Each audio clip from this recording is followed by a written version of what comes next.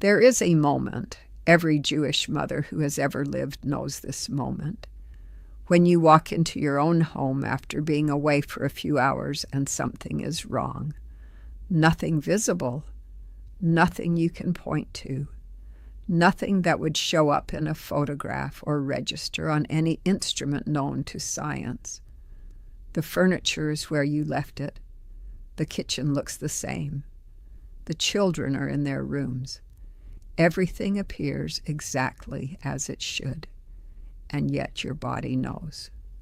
Before your mind has formed a single conscious thought, something in your chest tightens, something at the base of your skull begins to hum, and a feeling rises from a place so deep inside you that it has no name in any modern language, a feeling that says clearly, unmistakably, without any doubt, something happened here while I was gone. Something entered, something shifted, something is not right. And the most remarkable thing about this feeling is not that it exists. The most remarkable thing is that it is almost never wrong.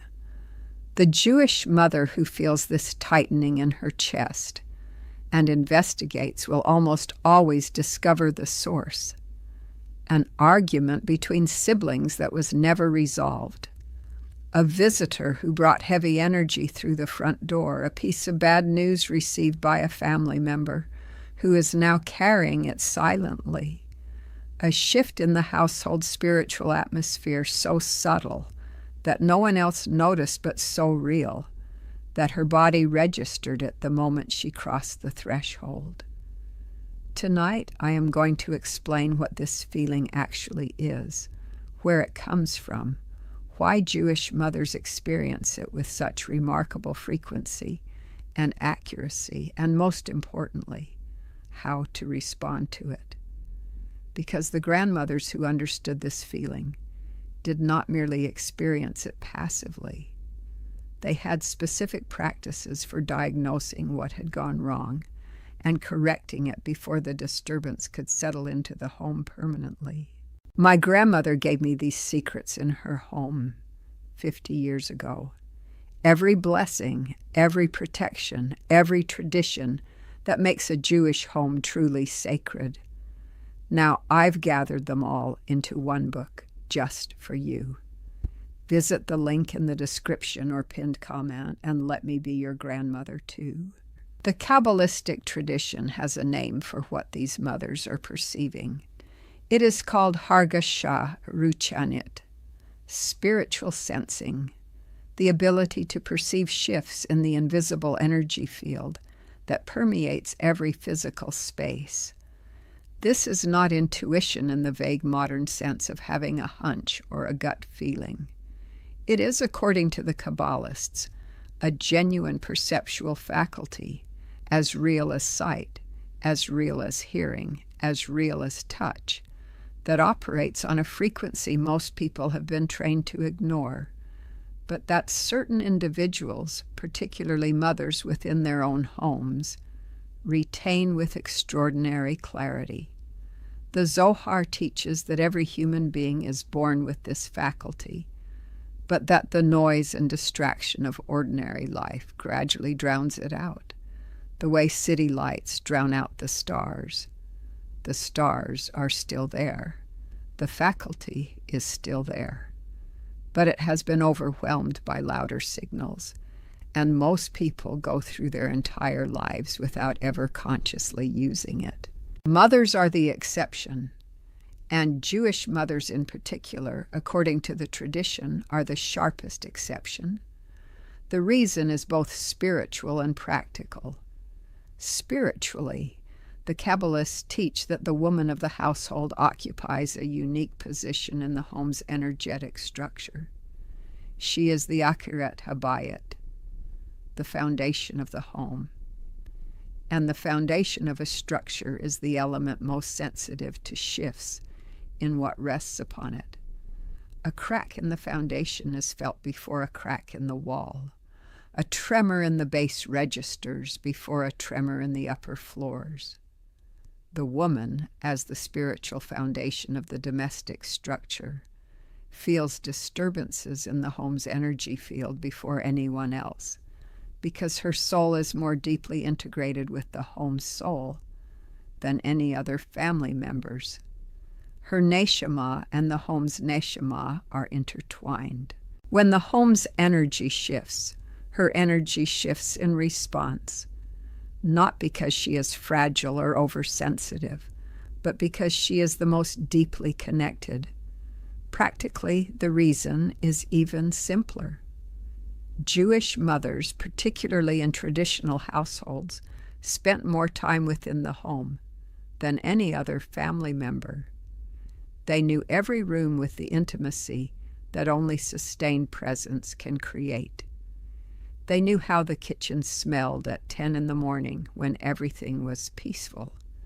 They knew how the living room felt at 4 in the afternoon when the children were playing contentedly. They knew the precise quality of silence in the bedroom at night when the household was at rest. This deep, daily sensory intimacy with the home's baseline condition made them extraordinarily sensitive to deviations from that baseline. A mother who knows how her home feels when everything is right can detect immediately when something is wrong, the way a musician who knows their instrument perfectly can hear when a single string is slightly out of tune.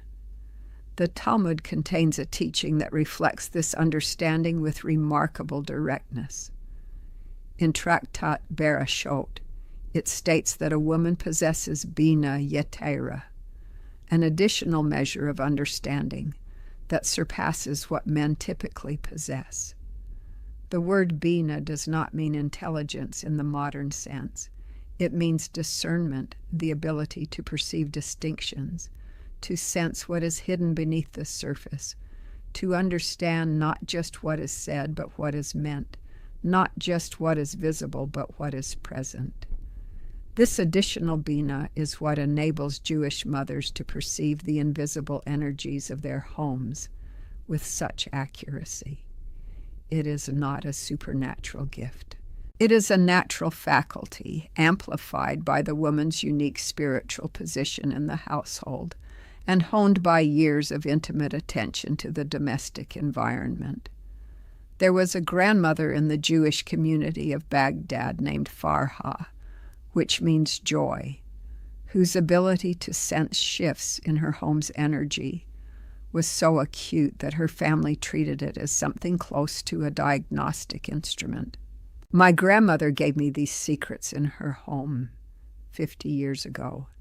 Every blessing, every protection, every tradition that makes a Jewish home truly sacred. Now I've gathered them all into one book just for you. Visit the link in the description or pinned comment and let me be your grandmother too. When Farha said the house felt heavy, the family knew that something needed attention, even if they could not see what it was. When Farha said the kitchen felt wrong, her daughters would begin looking for the source. A piece of food that had spoiled in a hidden corner, a dish that had cracked without anyone noticing, a candle that had been left unlit when it should have been burning. And when Farha said the bedroom felt disturbed, her husband knew that something had happened during the day that needed to be discussed and resolved before the family went to sleep. Farha was not performing magic. She was exercising a faculty that every woman in her community recognized and respected, the ability to read the energy of the home, the way a sailor reads the energy of the sea, detecting the storm before it arrives by sensing the subtle changes in wind and current that precede it. Farha's granddaughter, who later emigrated to Israel, told a story that illustrates the precision of this faculty. One afternoon, Farha returned home from visiting a neighbor and stopped in the doorway. She stood very still for a long moment, her head slightly tilted, her eyes scanning the room, but not looking at anything specific. Then she said, quietly but firmly, "Someone was here who should not have been." Her daughter, who had been home all afternoon, protested. No one had visited. No one had entered. The door had been locked, but Farha was insistent. Something had entered. Her daughter searched the house and found nothing unusual until she reached the back window of the kitchen, which had been left slightly open. On the windowsill, she found fresh dirt, the mark of a hand that had rested there from outside. A neighbor's worker, it was later discovered, had leaned against the window while taking a break and had peered inside. He had not entered. He had not stolen anything. He had simply looked in.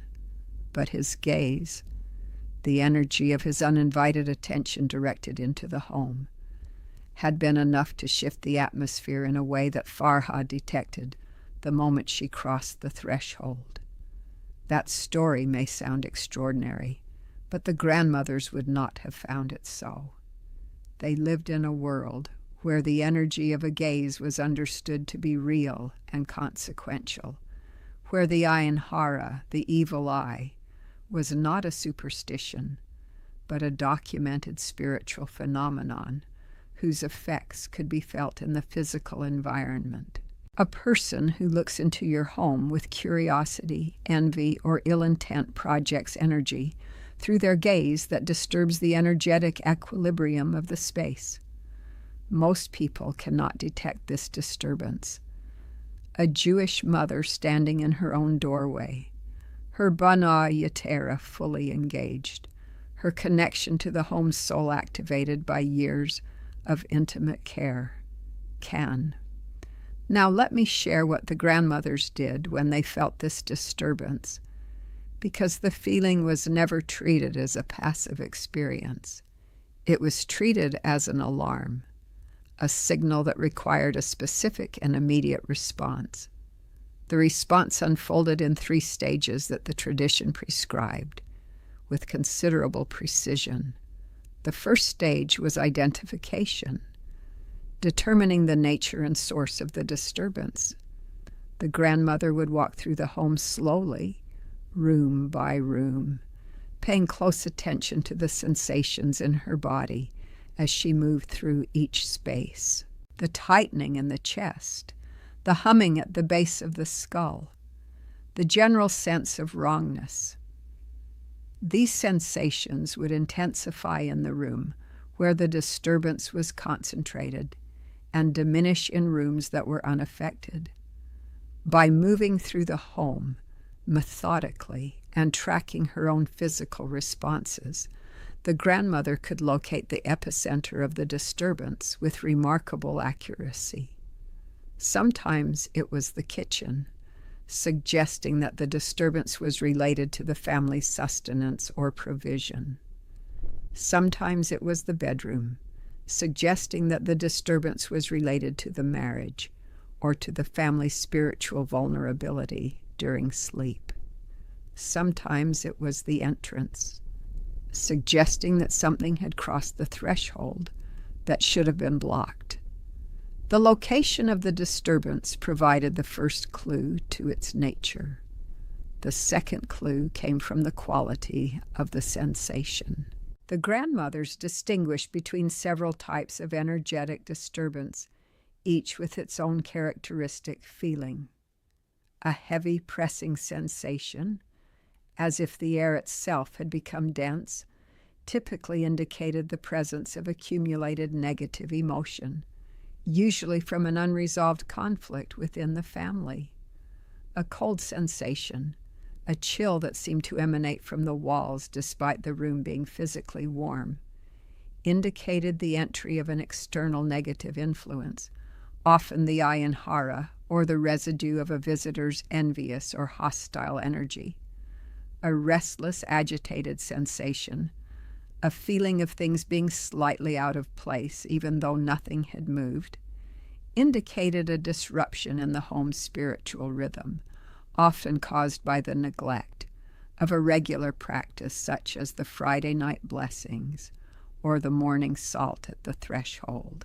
And a sad sensation, a quality of grief or heaviness that seemed to come from the home itself rather than from any family member, indicated that the home's soul was suffering, usually from extended neglect, accumulated clutter, or the presence of broken objects that had not been repaired or removed.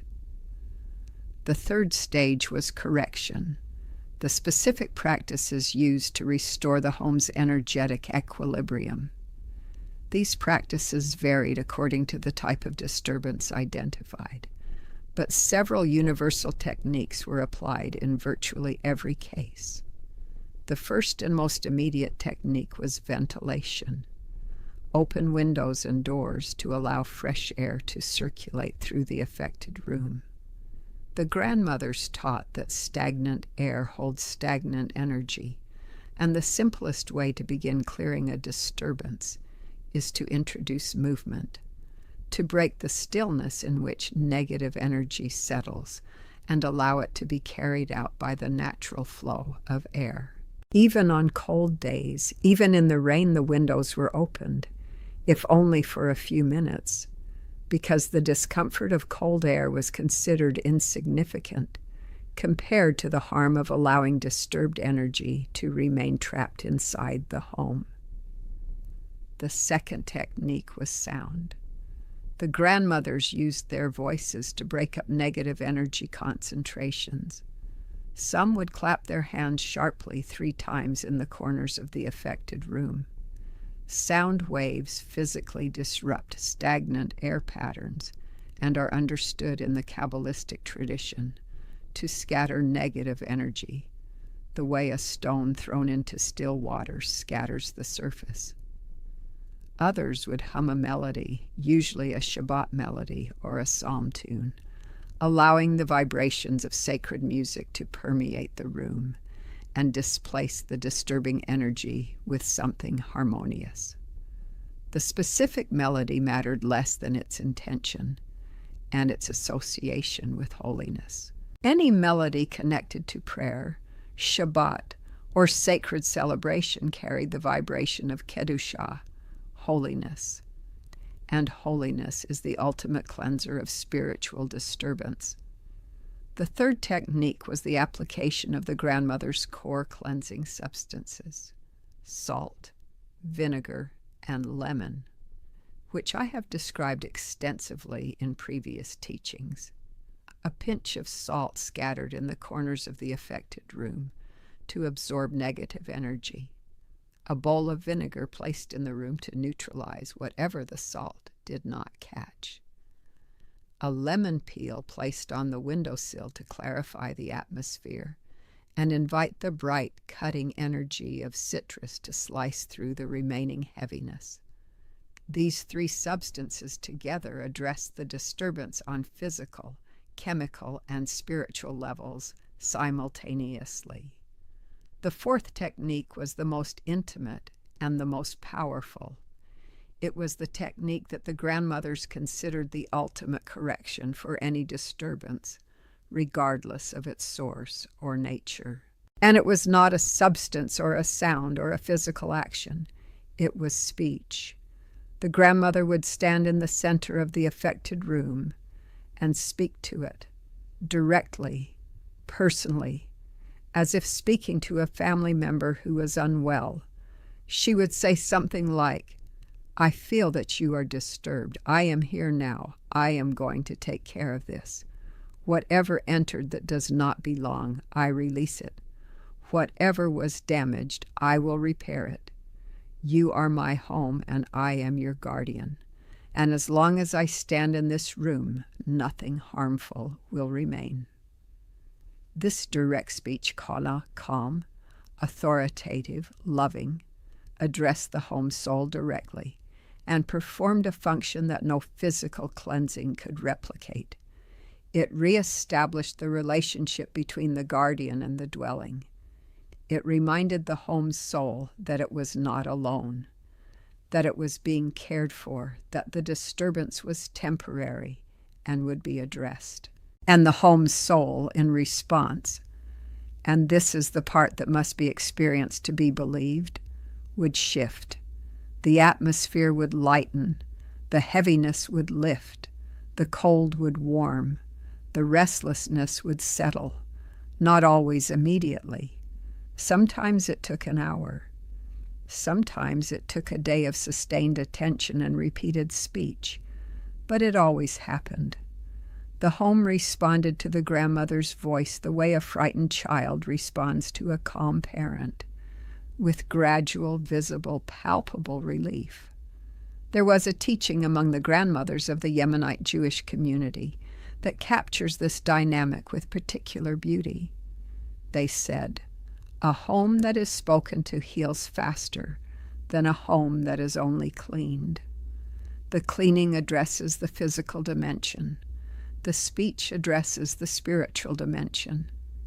And the spiritual dimension, being the deeper of the two, has the greater effect on the overall restoration of the home's equilibrium.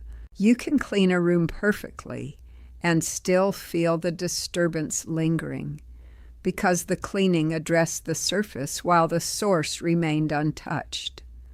But when you speak to the room, when you address the home soul with the same directness and compassion you would offer a suffering person, the source is reached, and the healing begins from the inside out.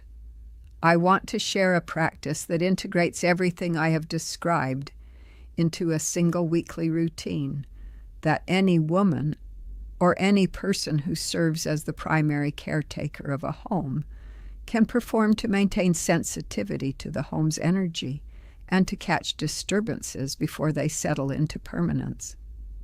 Once a week, ideally on Thursday evening in preparation for Shabbat. Thursday evening was the traditional time for deep, spiritual housekeeping in many Sephardic communities. Walk through your entire home alone in silence, with no phone, no music, no distraction. Walk slowly. Enter each room and stand still for 30 seconds to 1 minute. Do not look for anything specific. Simply be present and notice what you feel. Does the room feel warm or cold? Light or heavy? Calm or agitated? Welcoming or resistant? You are not imagining these qualities. You are perceiving them with a faculty that has been dormant in most modern people, but that reactivates quickly with regular use.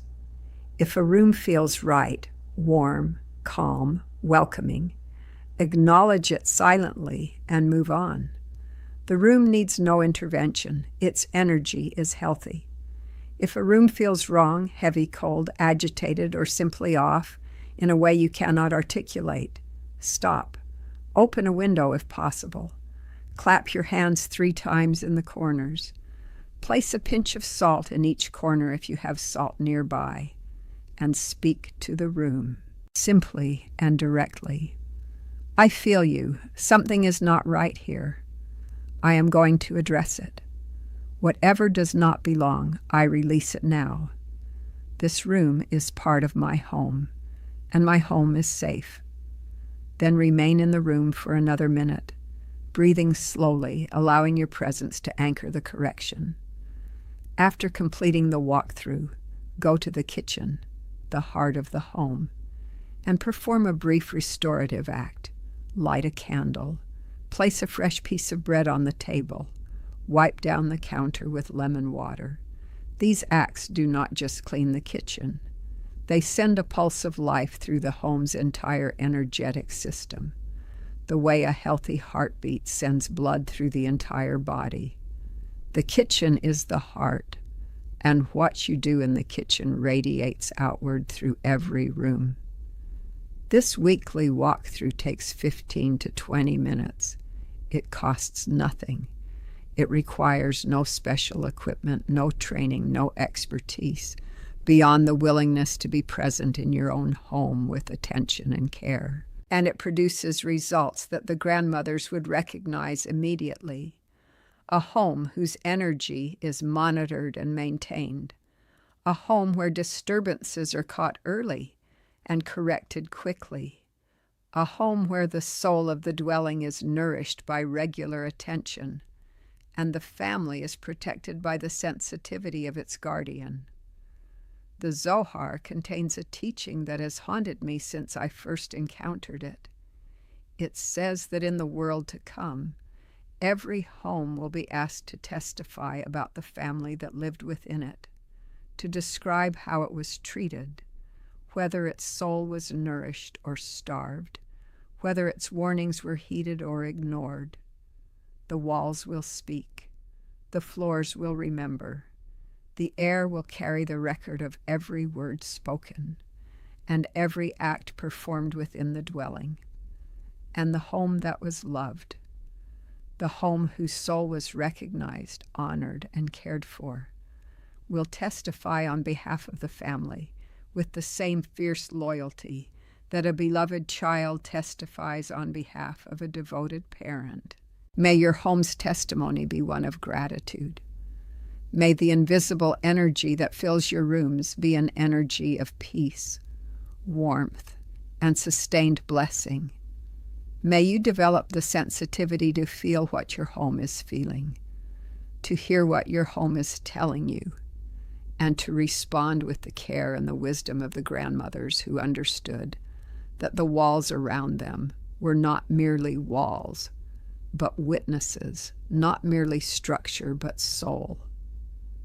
Share this with someone who has felt something wrong in their home and did not know what to do about it. Someone who needs permission to trust what their body already knows. Subscribe to this channel, because every teaching we share is another conversation with the living homes that shelter us, another grandmother's wisdom restored to a world that has almost forgotten how to listen. May abundance, protection, and divine favor follow you in everything you do. Amen.